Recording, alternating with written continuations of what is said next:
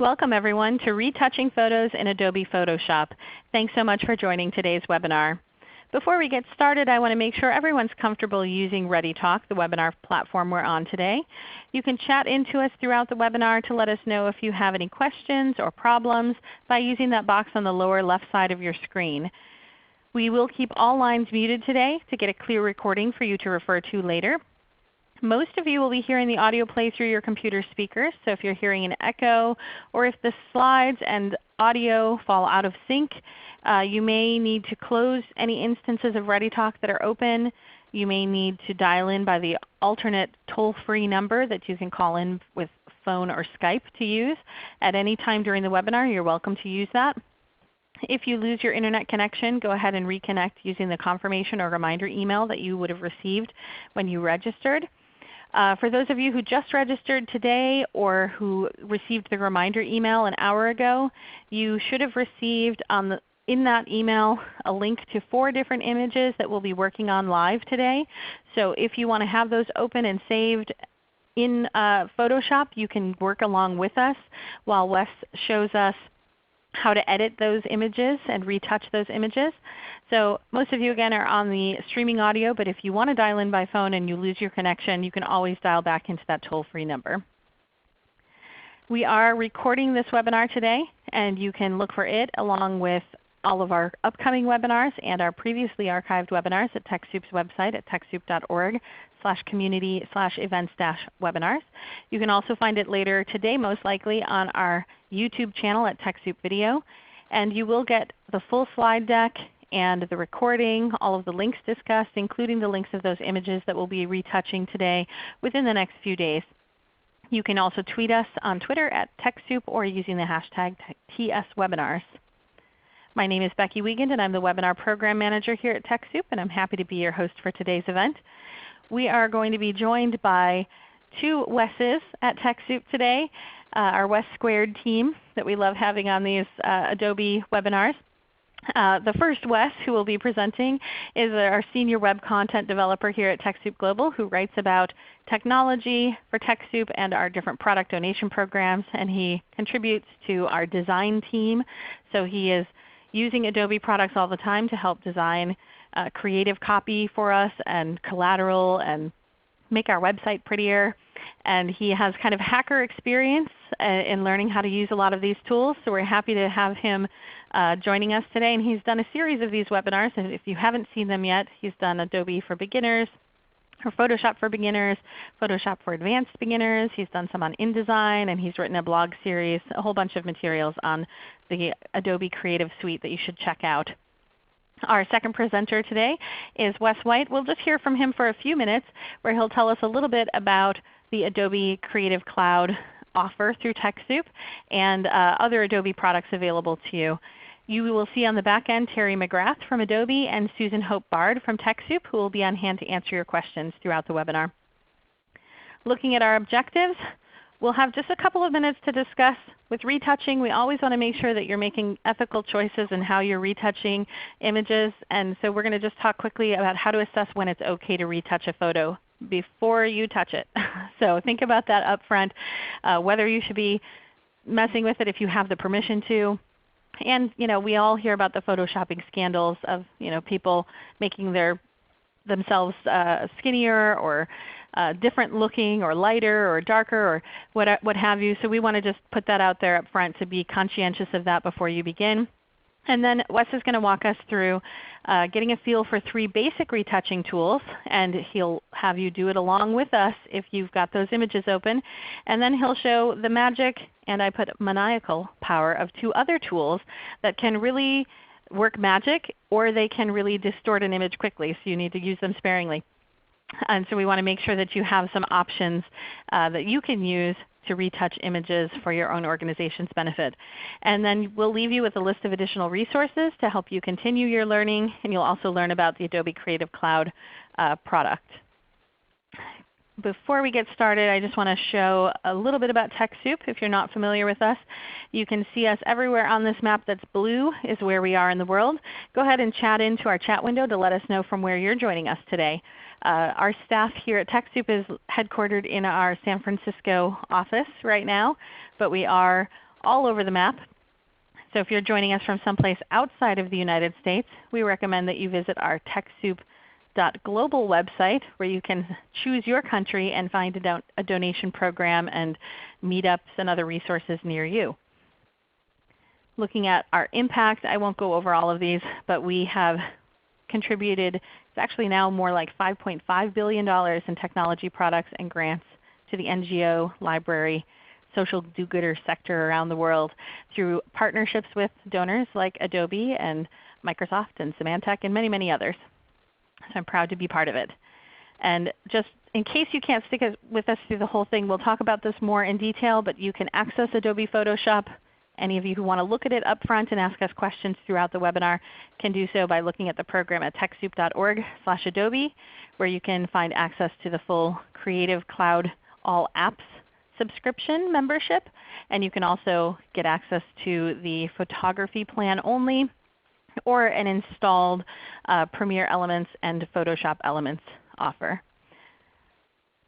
And one other thing before we have Wes take over, that he created this great little quiz, I guess of sorts, where you can go to our site, and we'll have a link to this in the resources later on, where you can learn which app is the right app for the job that you're doing. Because so often we find that people say, oh, I'm going to create this in Photoshop when they're trying to create a newsletter, when really Photoshop is the tool you should be using to edit the images for the newsletter, not necessarily to lay out the newsletter.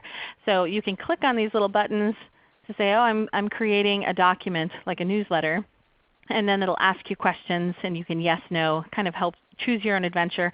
And it'll tell you which product is really the most appropriate that we recommend based on some good experience from people like Wes and also Adobe.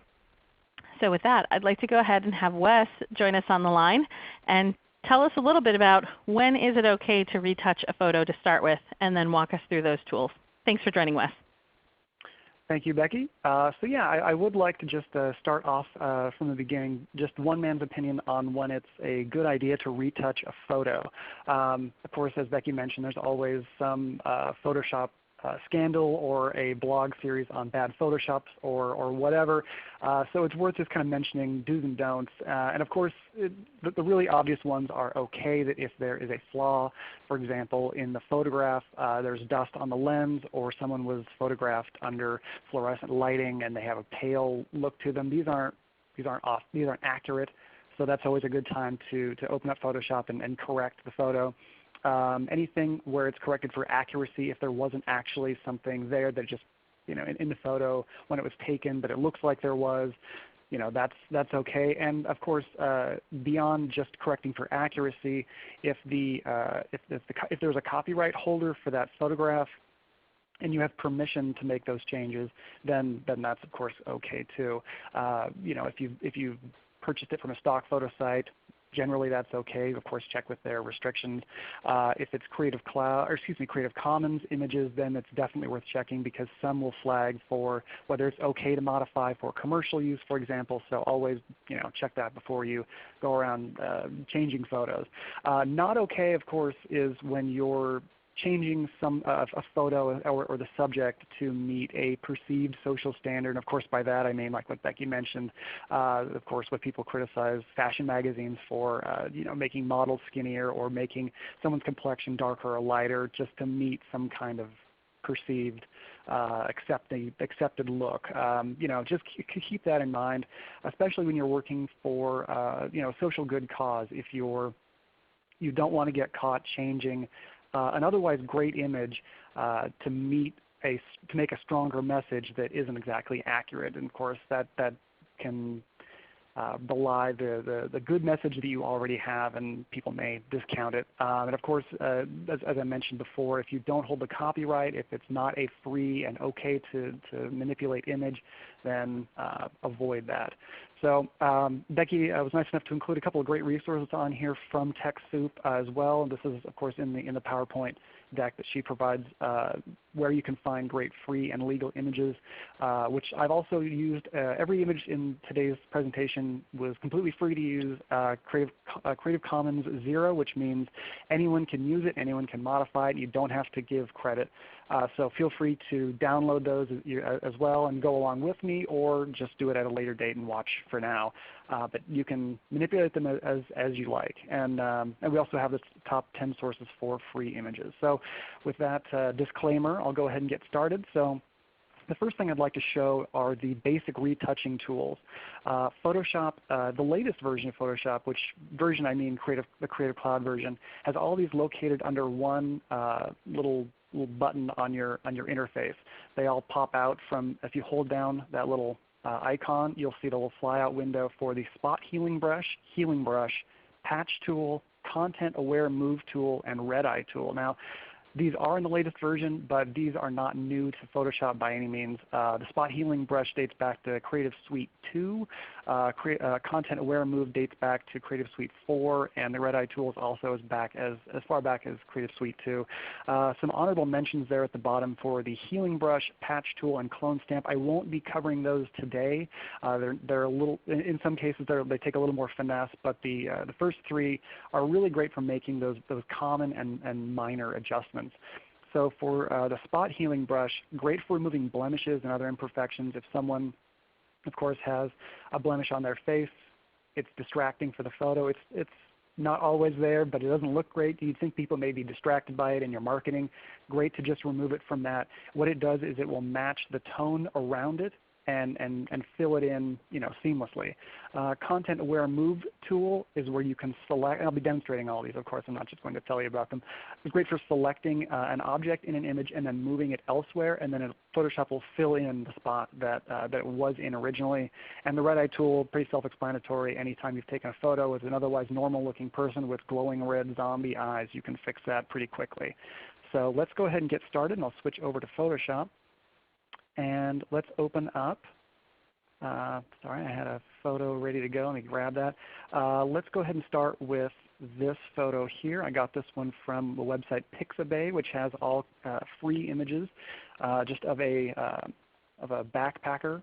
One other quick note too, I won't be covering a lot of interface or keyboard shortcuts, so if you see me kind of flip around with anything besides the retouching tools, I apologize. We've covered some of those in previous webinars though, so if you have any questions on that, feel free to refer to that for quick ways to zoom in or move around on an image. And I'll also be giving a few moments as I open each image to let it load over slower connections. So with all that said, I'll go ahead and start by showing the Spot Healing Brush. So if I've got this gentleman here walking, and he's walking on a path, and I just scrolled down, so I'll give that a second to catch up. You can see the path that he's walking on is behind him and in front of him. If for whatever reason we wanted to make it look as though he's starting on his own path, and we wanted to fill in this part behind him, the Spot Healing Brush is a great way to do that.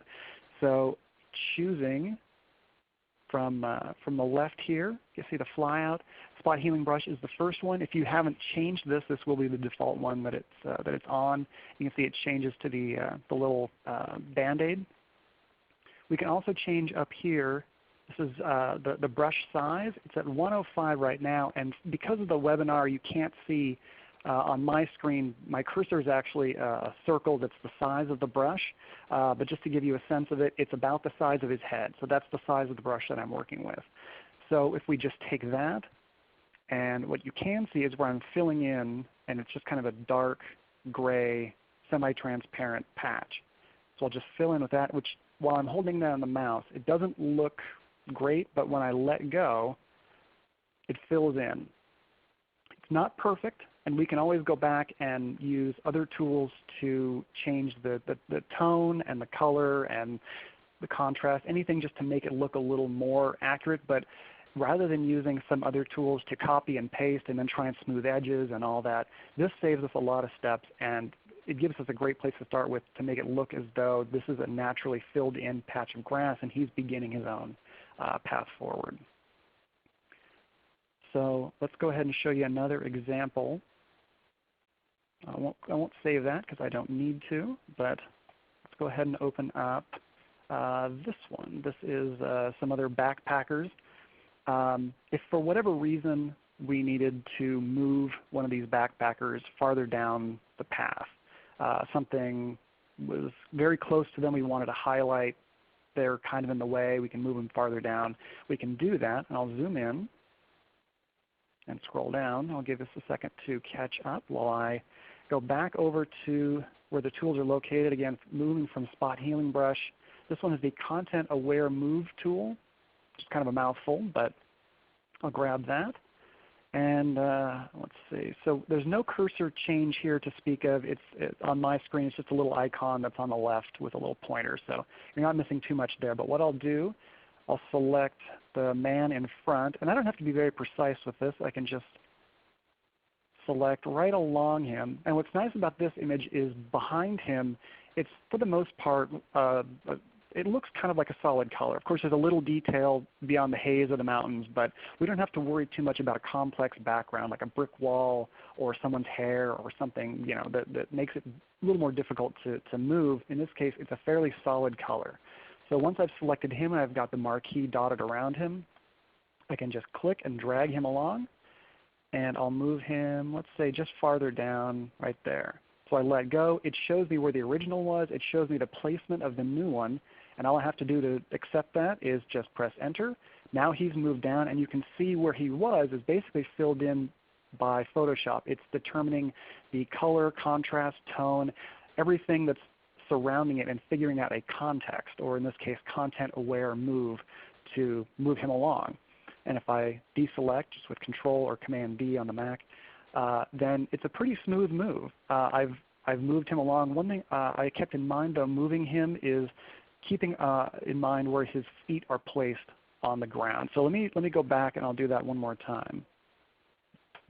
And I'll step backwards a couple of times. There. So I'll do it one more time just to show something I probably should have shown you in the first place, but repetition will always make it better. So when I swoop down on his feet, I've moved him along, and I'm moving him along the line of grass, or rocks in this case. So if you take a look right where the feet are, they're firmly planted on the ground. Of course, that would be realistic if he were actually standing farther down. Let's press Enter and deselect, and you can see it looks pretty good. I don't think I would look twice at that if I saw that in a magazine, for example, that he wasn't actually right next to his hiking partner. So that's the Content Aware Move tool. Again, great for moving an object that's, again, sort of a simpler background. And with every photo that I'm showing today, it's worth keeping in mind that the more detail, the higher resolution of the image, the more you'll have to work with, in the same way that you can't make a lot of bread with a tablespoon full of flour, and you can't knit a blanket with just a single piece of yarn. You're not going to get a lot of results out of manipulating a photo that's 300 by 200 pixels. So there's no hard and fast rule on what makes a high resolution photo, but my personal rule of thumb is if the resolution, the 300 by 200 shape size, if that's below 1,000 on each number, if it's below 1,000 by 1,000, it's not that high of a resolution. But nice thing is today, any high-end camera, any smartphone really is going to take an image that is a high enough resolution that if you get the original, you should have plenty to work with. So in this case, this image is, let's take a look, 2,000 by 1338. So you can see based on that size, I was able to move that guy forward, and it doesn't look like I did it with scissors and paste. So go ahead and cancel out of that and show you the third tool that I mentioned, and that's the dreaded red eye. Now this is a little more of an issue with older photos. A lot of cameras today will correct for this, because this is, to spare you the science of it, just light reflecting within the eye and causing this effect. But Photoshop used to have a little more, you used to have to do it a little more manually. Now this is just as simple as one tool. So I'll go back over to our tools on the left, hold that down, and change it to red eye tool. It doesn't get any more obvious than that. There are settings up here that you can change for the pupil size and the darken amount. For the defaults are 50 and 50. That should be fine for our purposes. There's no, again, hard and fast rule on what those numbers should be. So generally I would recommend just trial and error. Start with the default, see how it works. If it doesn't, you can always undo, change the numbers, and try it again. If it's a larger pupil, maybe try a larger pupil size percentage, and so on. So To use it, it's very easy. You don't have to be very precise. You don't have to select exactly the eye or anything like that. In fact, I'll be kind of sloppy with it. In this case, I'm not sure if you can see it very well on the screen, but I'm selecting kind of sloppily around her eye, like including the whites, including some of the eyelashes, all of that. And so I just basically draw a square, let go, and now that's one eye taken care of, and we'll do it again for the other one, unless you want one red eye. And there we go. Now she looks like an otherwise normal human being. So that's a pretty simple procedure, and you can fix maybe older photos that you might have that are maybe unused because they had terrible red eye in them, or if you still had some kind of fluke with your photo taking, then that should take care of it. So those are 3 great quick tools. There are, as I mentioned, other tools under this menu. The healing brush, patch tool. These are other tools that will take into account the surrounding area that you're fixing and then try and fill in as you need. There's also mentioned the clone stamp tool, which is located 2 spots below them. Clone stamp is a great way to copy from one spot of an image to another. It's not as smart or intelligent as some of the other tools and take into account tone and all that. But if you need a direct duplicate of another spot in the image, then that's a great way to do it. So I'm going to head on over back to our slideshow to mention, just to reiterate some of these. So spot healing brush, there's the link to the image that we used for that one. The content aware move was used on this image, and there's the link of course below, and the red eye tool. If you really want to see that image again, then the link is located below. Great. There's actually a Wikipedia entry on red eye, and that's the photo that they've used. So now those are 3 great tools for changing an image if you have just a few, a very specific type of imperfection, if there's a blemish or if there's an object that needs to be moved. If you want to really go all out and change a lot about an image, and do it in sort of a streamlined way, the camera raw filter is your best friend. Now, this one is also a part of Photoshop since Creative Cloud. If you have an older version of Photoshop, one of the Creative Suite versions, it may be located in a companion program called Bridge. Originally, Photoshop Photoshop has been able to access raw photos for a long time, and what that means is high-end cameras will take a photo without making any, without compressing them to save for space. So when you take a photo with your camera phone, for example, odds are it's compressed to a JPEG. The phone does that automatically to save space. Otherwise, the image would be huge. So Photoshop is able to work with raw photos, and the reason for that is that it has the highest level of detail when it's uncompressed. So magazines that have models on the cover will use a raw photo. They'll make the changes, and then they'll put it on the cover. So Photoshop can do that, but we don't always have access to raw photos. In fact, I almost never do. Everything I use is compressed in some way or another. The filter, however, lets you work with it as though it's a raw image with all the great abilities to make those same changes. So this filter is located under the Filter menu, Camera Raw Filter, fairly obvious. You can enhance saturation, clarity, contrast, and more, and it doesn't destroy the original image until you accept the changes. So a lot of that might be kind of jargon, saturation, and clarity, and I'll cover some of that. But it's also been covered in some of our previous webinars too. So with that said, let me head over to Photoshop, and I'll get started on showing you how. Now, of course, there has to be some subject for photo, fixing blemishes. So my apologies to this gentleman. There's nothing wrong with this guy, first of all, but he is a good example. This photo is a good example, rather, of ways that we can change things for someone's appearance or the overall quality of an image if we need to. So as we can see, he's probably being photographed in like an airport or a train station. The lighting in here is not good because it's got kind of a yellow tint over it. And for all we know, maybe he's been traveling and he's weary, and there's something about the photo that we need to change just to make him look a little more human, or not so tired or whatever. So with that in mind, let's go ahead and go up to the Camera Raw filter, as I mentioned, located under the Filter menu. and it gives it a moment to load because there's a lot of tools to it. So we can see the images loaded up again. It's got a lot of data over here on exposure, shadows, highlights. I won't be covering a lot of that either, but if you're really knowledgeable about Photoshop, this is a great thing to have just on hand. The one thing I wanted to draw attention to first of all is that yellowish tint that covers the whole image. So there's this section over here on the right listed as white balance.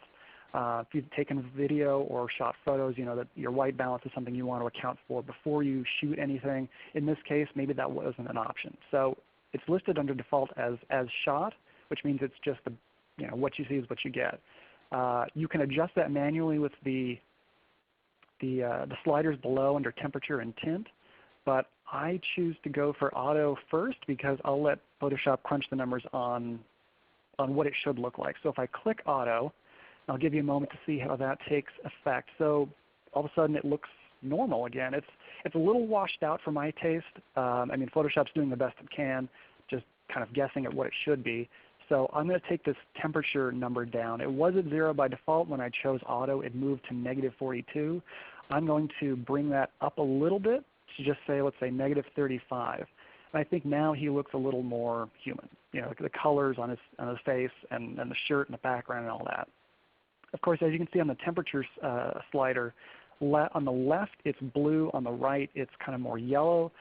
These are sort of opposites in color terms when it comes to something cooler and warmer. So if you think of it in terms of temperature, that makes a lot of sense. If you want a cooler image, maybe you need to communicate that. Maybe you're helping people who live in a colder climate and the photo looks too sunny and warm, and you want to just explain that this isn't actually, it's not actually that warm there, it is actually this cool looking there, for example. Or you just want to make somebody look more human if they look too warm or too cool. And the tint below, we can adjust that too. Photoshop is guessing at 25. Let's bring that down a little bit to 20 just to give a little more warmth on that one. I think I like that better. So we can also choose some of these other settings down here. This is a lot of your saturation, your brightness and darkness of the image. We can choose the exposure, contrast, all of these. And again, you can manually adjust these as much as you like. I like to start with the auto and then go from there. So if I click that, the image lightens up a little bit, and I hope you can see this on your screen. And if not, again, feel free to grab that image that I linked to from Pixabay and adjust it. I'm genuinely sorry for making this guy the poster child for changing a photo, but the photo does serve its purpose. I think in this case it's a little overexposed, meaning that it's a bit too bright. Things get kind of washed out, so I'm going to bring this exposure down from 0.4 to maybe 0.2. You can see the image got a little bit darker, but I think that helps in this case. I can adjust contrast, the highlights, shadows, blacks, whites, all that. Basically what those are doing is you're making the darkest parts darker, for example his hair, and the whiter parts whiter, like the sign or whatever that is, the lights behind him. We can bring those up and down, but I kind of think this looks good as it is.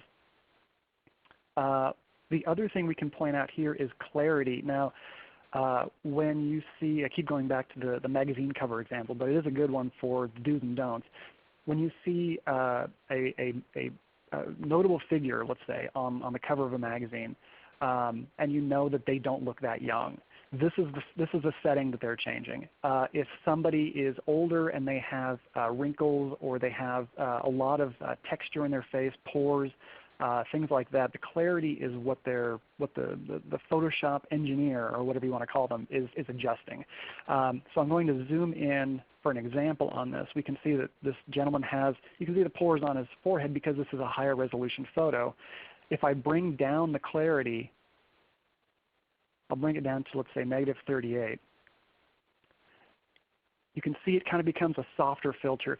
If you've seen older black and white movies, there's kind of a haze over maybe the actress when she's looking glamorous. This is sort of the same effect. You're removing the details so that you don't notice these imperfections, let's say, even though they're really not. So if I bring it back up to 0, you can see the sharp difference between -38 and 0. All of a sudden his complexion is more visible. If I bring it up, let's say, to 40, a positive number, then you see that you can really see the detail. And if I zoom out, you can see the whole image has has kind of a cast over it. You can see the darks are darker, the lights are lighter. And this has what they call like an HDR look. It's a high definition resolution look. And that may be what you want. In this case, I think it makes him look a little worse. It looks like he's got top-down lighting, and it's kind of, I don't know, it's not flattering. So let's just leave that at 0. We don't need to account for anything like that in this case, but you may run into that at some point, and clarity can be your best friend. So knowing that, let's move on. There are tools up here at the top, including a white balance tool, which I mentioned on the right. You can adjust the white balance. Color sampler, target adjustment. I won't be covering some of those, but what I will be covering is some things that may look familiar, like spot removal, red eye removal. There's an adjustment brush, which I'll show later, but these two are basically the exact same tools that I showed earlier. We can make adjustments by, in the case of the man on the hiking trail, we removed that whole trail, and Photoshop did all the work without asking us of, well, where should I sample this from? What should I look for that's similar to this spot to fill in to make it look normal? We can tell Photoshop with the camera raw filter where it should sample from for an even more accurate representation. And of course the red eye tool, very obvious. If he had red eye, I could fix it. In this case he doesn't, so I won't need to use it, but I will point out with the red eye tool, with the regular red eye tool this is not an option, but with camera raw filter this is an option. On the right side we can choose the type. Red eye is the default. That's the normal one for the tool in Photoshop normally. If we change that, there's pet eye. I've made adjustments to photos of my own dogs to account for red eye. I don't know why, but there is something a little different about pet eyes versus our eyes. Photoshop gives you an option to change that. So if your organization happens to work with animals, you've got great photos, and they look like they're possessed, this is a great way to exercise them. But again, this is not really relevant to this photo, so I'll kind of move along. But let's go ahead and go back to that spot removal tool. Again, there's options on the right for heal and clone. I think heal is a little better. It takes into account more of what surrounds it. It takes it into context.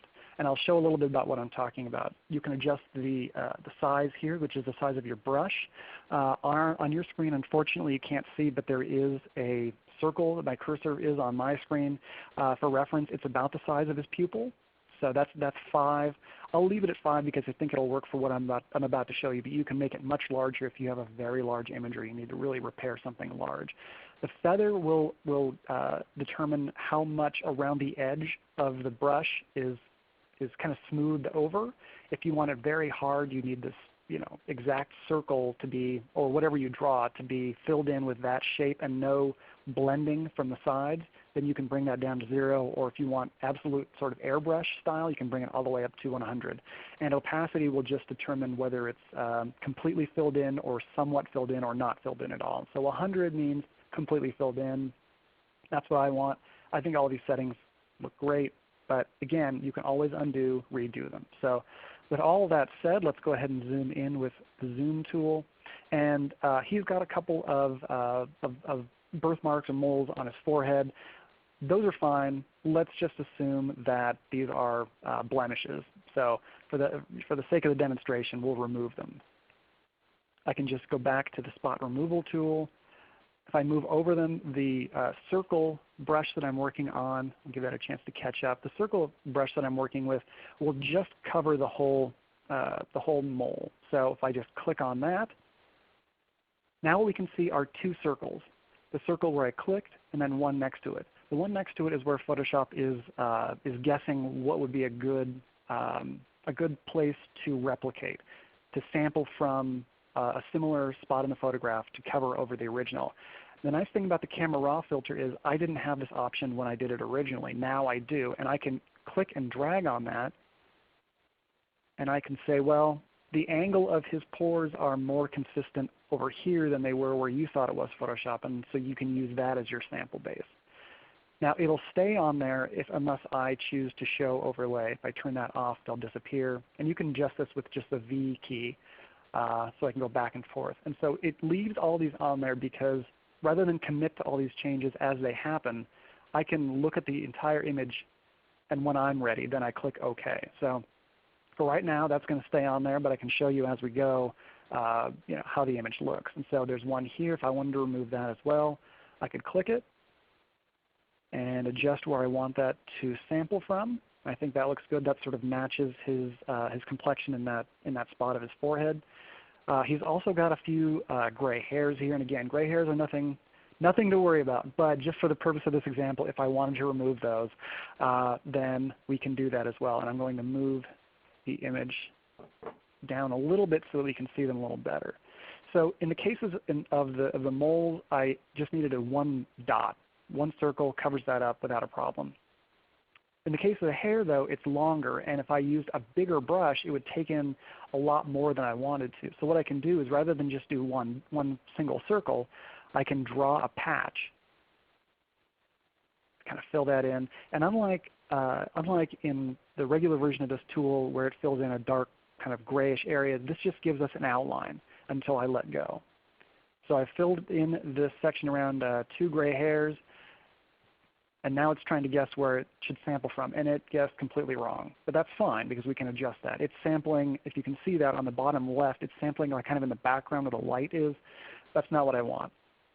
So if I click and drag that up to another part of his hair, and generally when we sample from somewhere else in the image, it's great to sample something that's close by, if it's something on someone's face, because that's going to be the most similar. You won't sample from your chin if you're fixing something on your forehead, or you won't sample from the tip of your hair if it's closer to your scalp. So generally, not right next to it makes it look like it's been cloned and it's obvious, but if it's kind of close, your eye just generally looks past it. So because his hair close up is sort of salt and peppery, this is a great place to sample from because it's close-ish, but it's not right next to it, and it's of course a lot better than the background where the light was. Now, because it's a large area and I want to see how it looks, I can hide the overlays by pressing V. And I think that looks pretty good. It's not a direct clone. It's filled in all those hairs. I can turn it back on, and we can do it one more time with this little spare hair down here. It's sampling from his more of his sideburn. That might be all right. Let's see how that looks. Yeah, I think that's fine. So we can turn that back on. And I'll zoom back out. Now if we wanted to change anything else on here, if there, for example, his chin around the edges of his mouth and right underneath his eyebrows, there's a bit of a light cast on his face. And that could be from light reflecting from the floor. It could be from maybe a lamp nearby or a halogen light that's sort of in front of him. We don't really know where it's from, but we can try and fix that by using the adjustment brush, which I mentioned earlier. Now, when I first opened up this photo, and I'll go back to the original settings on the right, we have all these settings to change for the entire image. We can change the entire white balance. We can make all these adjustments to the entire image for its clarity or the contrast, things like that. If we wanted to make those adjustments to one particular area, we can do that with the adjustment brush. So if I click the brush, you'll see that the options on the right don't change too much. We still have temperature, we still have tint, exposure, contrast, highlights. All of these settings are still there. We have the setting here for creating a new adjustment, which it gives us by default because we can't add to or erase anything. There's no adjustment that's been created yet.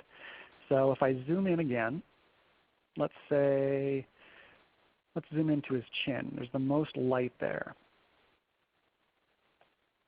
I've got a brush, which of course you can't see, but take my word for it. I've got a brush, and I'll start just painting in an area on his chin.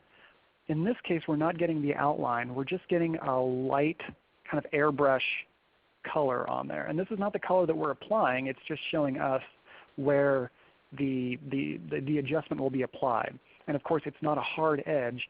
It's got that airbrush look to it, which means that it will feather along with the rest of the image. And with this, we can adjust the temperature, the tint, any of the highlights, all these properties to make his skin tone appear more like the rest of his face rather than this part that happens to have some kind of sheen to it. So we can adjust, let's say we'll bring the white part down, we'll bring some contrast down, and we'll bring the temperature up. Now if I hit V, we can remove the overlay. Let's see. Or the mask rather in this case. I'm sorry about that. This should be the mask, not the overlay. The overlay just removes a little pin. But I think that looks a little better it doesn't seem as bright and obnoxious, and I think he looks a little more human with it too. It's not perfect; it'll need some more finesse, but we only have a few minutes left, so I don't want to spend all my time showing you all that. But that's a great way to adjust parts of an image. And again, I mentioned the clarity tool earlier. If there's too much definition in someone's face, it's too high a resolution, but only in one part, we can use this to bring that down too. For example, let me create a new adjustment. If I wanted to do that, he doesn't need this, but if I want to do that for his lips, I could select just kind of an affected area, and I could bring the clarity down. Of course, it still has the settings from before, so if I just change some of those, let's say the contrast and the tint. This is looking bad, but I should have reset these settings first. So my apologies for that. But it serves the point that if you wanted to bring the clarity down or up in a certain area or any other setting, contrast, brightness, things like that, you can do that too, rather than applying to the whole image. Or if we wanted to fill in for just part of his mustache or anything else. So let's go ahead and we'll erase this area. I don't actually want to fix anything there. The chin looks okay. Could use some work, but for our purposes, I'll leave it. So that's the finished product for just touching up his photo, and it only took a few minutes, even with explaining all the steps. If I hit OK, it'll take Photoshop a few moments to render, and then it will show you the new version. If I go back, I can show you the original. That's what we started with. After camera raw filter, definitely a step forward. Could use a little more finessing if I wanted to put this on a magazine cover, for example, but for our purposes, it's pretty effective. I only have a few minutes left, but the other tool that I wanted to show you is the Liquity Filter. This one's located also under the Filters menu. This one can be dangerous, as Becky mentioned earlier. It can be either it can be diabolical. In this case, I think it is. This is one that will let you push, pull, rotate, reflect, pucker, or bloat any part of an image, and it's a lot of verbs.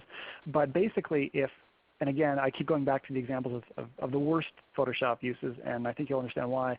If you are bringing in someone's weight, for example, you're making someone look thinner, or you're making someone's eyes look bigger, or whatever, this is the tool that you're using. So I'm going to head back over to Photoshop, and I'll show you what I'm talking about. It's, as I mentioned, under the Filter menu. Now, with all those bad reasons to show it, why am I showing it anyway?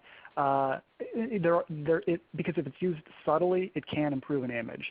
If there's something that the figure of an image, there's something just behind them off to the right that you want to move in and out of the way, you want to nudge something, you want to bring something a little bit more into focus just to highlight that part of the image, to enhance it, this is a great way to do it. But it is a little bizarre, so my apologies for what will happen to this poor gentleman's image. But on the left here are your options. We've got the pucker tool, bloat, and push left. I mentioned some of these a moment ago. The pucker tool means things will be contracted whatever I select. So if I, in this instance, use it on his eye, and I hold it down for just a moment, you can see his eye looks smaller. Same thing with the other eye because I need symmetry. So it shrinks his eyes. If I wanted to use, for example, the bloat tool, bloat is of course the opposite of pucker. It will make something expand. If I use this on his nose begins to look larger. He's looking kind of cartoonish at this point, and that's why it can be so dangerous, because you really want to make sure that you have a good brush size, which is always on your right, and you can adjust the amount of pressure, which means that the longer you hold it down, the more it will affect that region of the image. You can increase or decrease the pressure and adjust that accordingly. We can remove all distortions and bring him back to being a normal person again. There's also push left on the side here, which means that you can nudge something up or down. Again, now it's just bizarre and cartoonish, but if you change the pressure, if you change the size, you can make it look normal. And the only reason I'm using it such extremes is to really show you exactly what it can do. So I'll restore him, I'll make him look normal, and just to be sure I won't accept those changes, and he can still look like a regular person who was on a trip somewhere. So those are the tools that I wanted to show you today. Again, those two are both located under the Filter menu, and the image is located here on Pixabay. Go nuts with it. Just apologize to him for making him look too bad. So we do have some great resources. We have some resources. There are some other great ones out there as well from Adobe. I always include Vandelay Designs Learn Photoshop Basics because it covers a lot of the really important stuff on the interface and just basic concepts rather than the technical ways to use the tools. Lifehacker also has a great series on learning the basics of it. And we've got a few things here that I've had a hand in making. The Intro to Photoshop for Nonprofits will show you how to make a poster, even though of course posters are better designed than something like InDesign. It's a great way to learn the basics of it for changing an image, cropping it, adding text to it, things like that. We also have our previous webinars on Photoshop for beginners and advanced beginners, which I covered just most recently. Adobe's got a great short video from lynda.com that's free on how to retouch a portrait, which is very useful here. And as Becky mentioned, we now have a quiz for showing you how to choose the right Adobe app for your project. And of course, a lot of the images that I mentioned today came from Pixabay. There's other great resources like the Noun Project, which has icons for just about any purpose. And of course, Creative Commons is your friend if you don't want to pay for an image but you want it to look like a regular non-stock human being. So that'll do it for me. I'm going to hand it back over to Becky. Thank you so much. That was a lot of learning all at once. I'm going to go ahead and, well, I'll keep this up while you still have your screen sharing just to show this other list of resources. These are from Adobe Photoshop Creative Cloud's Help section. They have a whole bunch of great short tutorials. Some are video to be able to show you specific things to do as well that are in line with this topic today. So how to create your first design, how to fix flaws in retouch photos covers some of what Wes just went over. Creating an image that's social media appropriately sized. So they have a whole bunch of great resources within their help resources too. So I wanted to just share those links. And again, we know these aren't clickable while on screen, but you will be able to click them from within the PowerPoint deck, and we'll include them in the resources that you receive in the follow-up email later today. I want to go ahead, before we get to the Q&A, we have a few great questions in the queue, and we've been answering some behind the scenes. But before we do that, I want to bring in Wes White. We want to get him on the line just to talk quickly about where you can get Adobe. So if you maybe have an older version of the installed Adobe Photoshop and you want to upgrade and you want to have access to Creative Cloud, or you need it all together and you just wanted to watch this event today to see what it can do, Wes is going to talk to us about where you can get it through TechSoup's program.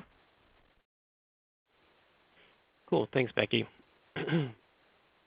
So before I go into that, I'd just like to say that a really exciting new development with Adobe that happened relatively recently is that the Adobe program opened up to all organization types and all budget sizes.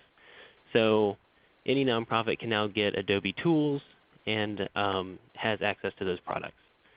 So really exciting news there. Now there are a few ways to find the Adobe page on TechSoup. The first is that you can go to the TechSoup homepage, TechSoup.org, and then go to Browse Catalog on the left-hand side by donor or provider, and then click on Adobe right at the very top. That'll take you to the Adobe site, to the Adobe product page directly. The next way is by going to TechSoup.org/Adobe-software-nonprofits. That'll take you to this new really cool updated page that we have that shows all the available products, as well as an exciting new video introducing the program and showing what we have available. Now if you want to get access to Photoshop specifically, we have a few options for you. The first is for Photoshop Creative Cloud. That would be, and we have two options for that. That one includes only Photoshop Creative Cloud and Lightroom Creative Cloud, excuse me. And that one is an annual subscription. You can get access to this discount by paying a $5 admin fee, and then you get a link to discounted rates on Adobe.com. You'll pay $7.99, around $8 per month, or I think that comes out to around $96 for the year. That's a 20% discount for the first year, and then the second year you will have to pay the retail price on Adobe.com. The second offer includes not just Photoshop CC, but also all of the Creative Cloud apps. It's the Creative Cloud All Apps package. This is also a $5 admin fee for access to discounted rates. It's a 60% discount for the first year, and then a 40% discount for all of the following years after that. And that includes not just Photoshop, but all of the other apps like InDesign, Premiere Pro, Dreamweaver, and a bunch of others. That, with the 60% discount, comes out to around $20 per month or $240 for the year. If you don't need all of the full versions of Photoshop, you can get Photoshop Elements and Premiere Elements for an admin fee of $27.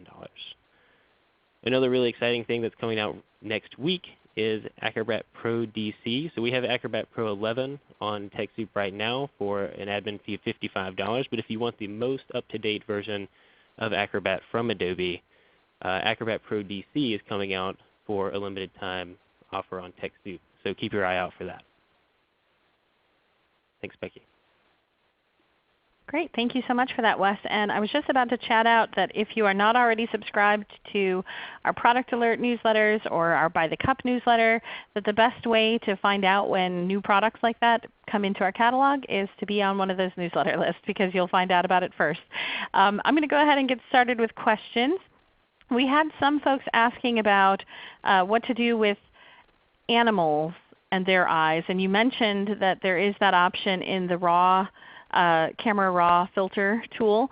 But on the back end, I also wanted to mention that Terry from Adobe mentioned that in the Lightroom tool, there is also an option to select red eye or animal eye to help with that reflection. So you can access that in two different tools. So I just wanted to mention that as a useful thing for the couple of people who asked the same question. In that vein though, Wes, we had somebody who asked about what to do with the reflective glare off of eyeglasses. Is there anything to be done with that? Or if you're editing somebody's red eye and they've got pretty light blue eyes to begin with, it can sometimes make their eyes look too silvery. Is there anything to do to adjust that? What do you recommend? That's a good question. That's something that you definitely run into a lot. If, for example, someone is sitting in front of a computer screen, the screen is then reflecting off of the glasses, or it could be lens flare from the actual, if you needed a flash. The best thing I could recommend, and let me start sharing my screen here, and I don't have an example to start with, but if I share Photoshop with you again, I would still recommend either going into the Camera Raw filter again. In this case, let me bring it back up. Oops, that just reapplied it. Let me start that from here. So as I mentioned, you've got the adjustment brush. It's a great way to finesse the exact part of the camera, or excuse me, of the glasses where the reflection is. You can select just that part and then try and bring down the exposure of it. Because it's a transparent, substance, it's glass, there is something behind it. You can bring that down to try and bring forward the actual color that's behind it, because basically what's happening is that light is being reflected off of it and into the camera lens when it was taking a photo. So if you can bring down the glare from that with some of these tools over here, and again, it could be highlights, it could be that you need to adjust the contrast, maybe even the whites if it's a white light being bounced off of it. You really just need to play with it in that case. But the nice thing about the Camera Raw filter is, like I mentioned, you can paint an area and then make adjustments to it without being destructive. And one thing I didn't show is that in this case, let's say I paint, and we'll just assume that this is for the purpose of the glass. If I paint this one area of his forehead, for example, and it's got that airbrushed look to it, I can also use erase and then trim out any part that I don't want. And I don't know if you can see that on your screen very well, but this now has a harder edge along it. So if it's in case of an eyeglass and it's a camera monitor reflecting off of it, you've probably got an edge because of the camera monitor. You can get a sharp edge around that so that you don't change the contrast properties of whatever's behind the eyeglass on the rest of the glasses. So sorry, I can't be more specific than that without an example in front of me, but that's where I would start at least. Great. And for the bluish silvery tint that happens to eyes, is that something different that you would do?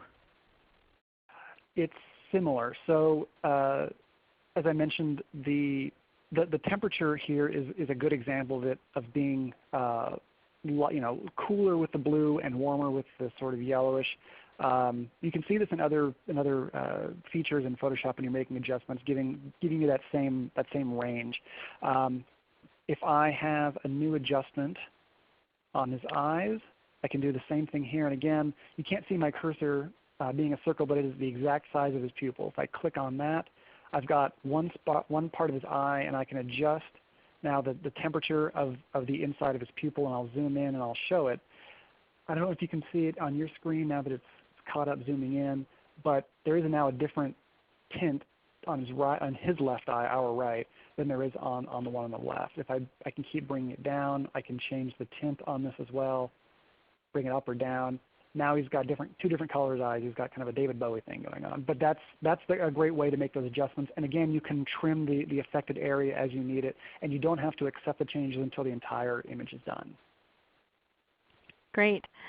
In that same line of thought, Sharice asks, how do you confirm changes when you've made them with the spot removal tool? Because it's leaving the circles there. She's not sure if she should hit OK or if that closes the window. So if you do want to confirm it, how do you go forth and do that? That's a good question. So in this case, as you can see, there's the dot on his eye because I used the adjustment brush.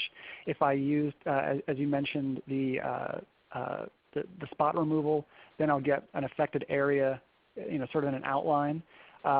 Those will stay on there until you accept. If you want to see the image without them, the show overlay will show and hide them.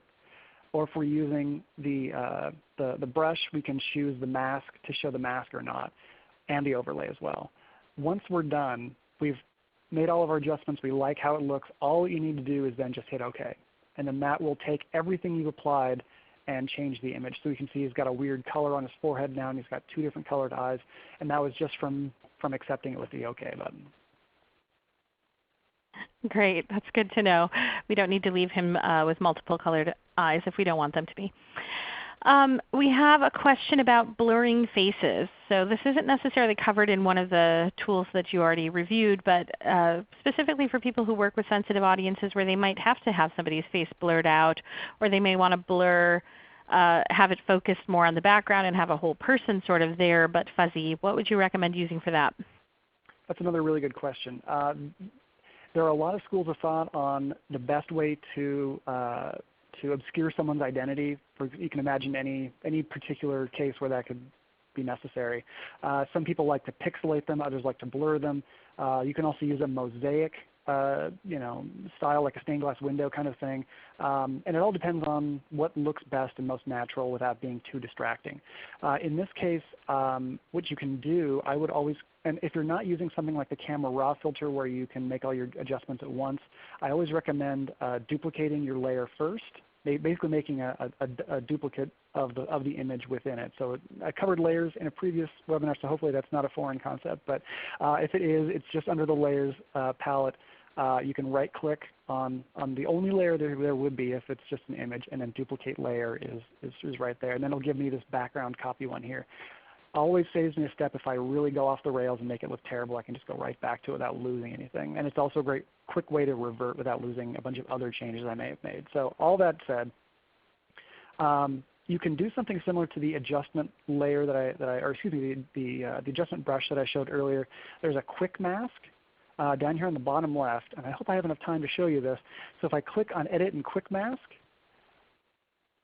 and I choose a brush, you can see up here my brush size is 80 and it's kind of feathered. That's not very large for this image. This, to give you a comparison, it's about the size of his right nostril, so that's really tiny. So let me bring that up. I can choose that caret menu and I'll change that to, let's say, 500. Now I've got an image that's, or a brush that's maybe the size of the front of his nose, so that's going to really cover a lot of area. I can paint along. And I don't have to be too precise with this, but I can paint along and it'll basically start making his face red. And I'll just fill in quickly. This is going to be a very quick and dirty job, so I apologize if the results aren't stunning. But now he's got a red face. That's not what we're looking for, but that's okay. All we're doing right now is masking it in the same way that if you're painting your wall, you would mask off parts that you don't want to paint. We're masking off parts of his face that we don't want to paint, but we actually do. So once I've masked that area, I can turn it off. Now you can see there's a marquee around his head. It's also around the entire image, which means I've selected everything but his face. Quick way to change that under the Select menu, Inverse. Now I've just got his face selected. From here, And because I've used a blurrier brush, a feathered brush, I can choose filter. There's a lot of blur options, and I don't have time to go into all of these, but the standard, the one that I prefer and I think a lot of other people start with, is just a Gaussian blur.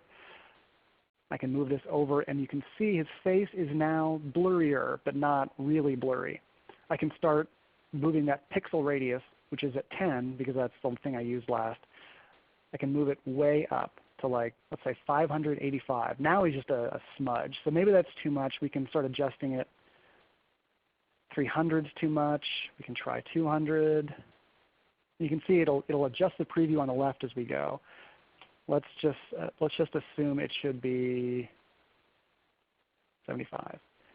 Now you can see some physical features. It's not perfect. Maybe a different blur would be the way to go, but that's where I would at least start. If assuming the person's face is not the focal point, maybe he's in the background, you want to blur him out. That's probably the best way to start.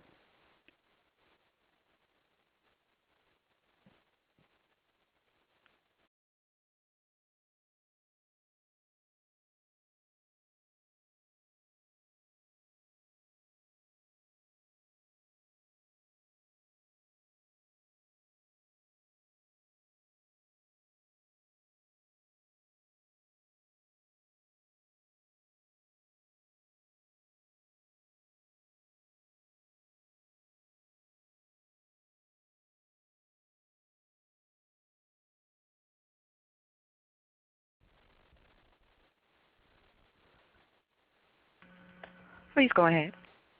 Okay, sorry about that, folks. We just got moved to a different room really quickly. Apologies for that. We would love it if you would take a second to chat into the room one thing you learned during today's webinar, or we'll try to implement once you go back and do this on your own images. We'd also like you to share this with your colleagues and anyone who might have interest in this topic within your network that would find it useful. And we invite you to take that post-event survey as well. Lastly, before we hang up our line, I want to let you know about some upcoming webinars we have that you're welcome to join. On Tuesday next week, we will be talking to libraries specifically about how to maximize their tech and get donations if they're not already familiar with how to do that. We are going to talk about PC troubleshooting next Thursday.